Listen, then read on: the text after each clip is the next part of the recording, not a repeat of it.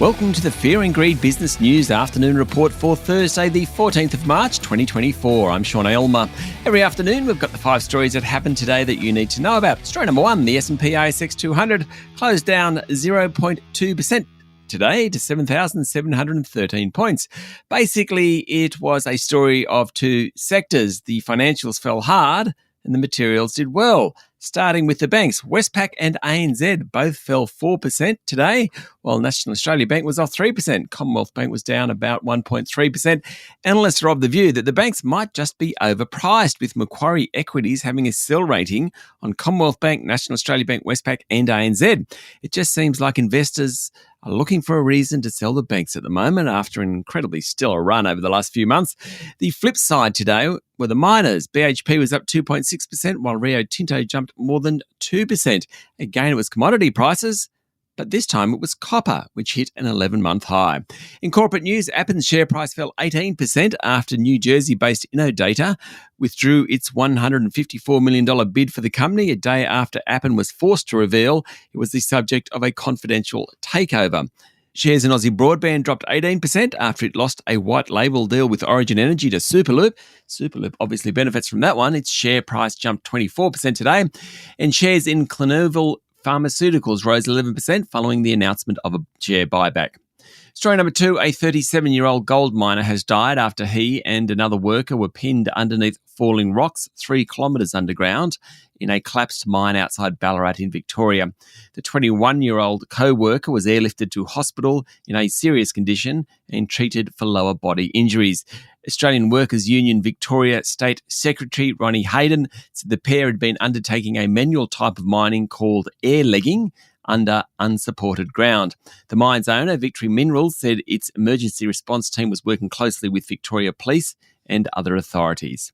Story number 3, the former boss of Qantas loyalty business, Olivia Wirth, will run department store Myer. Ms. Wirth has been given the job of executive chair, having only been on the board for 4 months. Exec chairs in Australia, where you are both the chair of the board and the CEO, are very rare.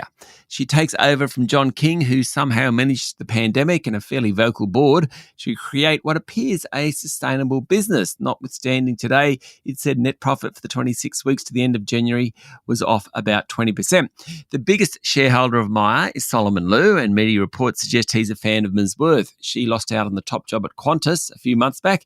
When Alan Joyce stepped down, he was replaced by Vanessa Hudson. Story number 4, the US House of Representatives has passed a bill banning TikTok in the US unless its Chinese owner sells the video sharing app.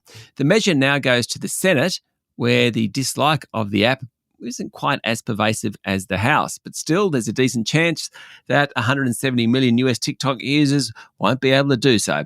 President Joe Biden said he'd sign the legislation if it passes, even though it may alienate some younger voters. Essentially, the proponents of the ban argue that the Chinese government has sway over ByteDance, the owner of TikTok, and the app is used as a propaganda tool. Any ban would trigger another showdown between the US and China. Prime Minister Anthony Albanese was asked about it today. He pretty much ruled out following the US's lead. And story number 5, record temperatures over the past year have thrust the world into unknown territory, the head of the UN's climate science body said, after the critical benchmark of 1.5 degrees Celsius above pre-industrial levels was breached in the past year.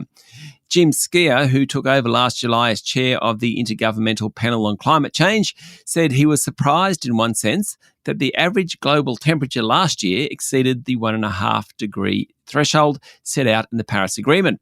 He said some of it can be explained with the start of an El Nino cycle, which will push temperatures up a bit, but it was still unexpected and more science is needed to understand why last year was such a distinctive year. El Nino is believed to have contributed to the rise of average global temperatures by more than 1.5% over pre-industrial levels over a 12-month period for the first time. However, Skier noted that the one-year breach doesn't signal a failure to uphold the threshold set out in the Paris Accord. That's it for the afternoon report for Thursday, the 14th of March, 2024. Don't forget to hit follow on the podcast and find Fear and Greed on LinkedIn, Instagram, X and Facebook. Join Michael Thompson and I tomorrow morning for the Fast 5 by Fear and Greed, the top 5 business stories you need to know in just 5 minutes. I'm Sean Aylmer. Enjoy your evening.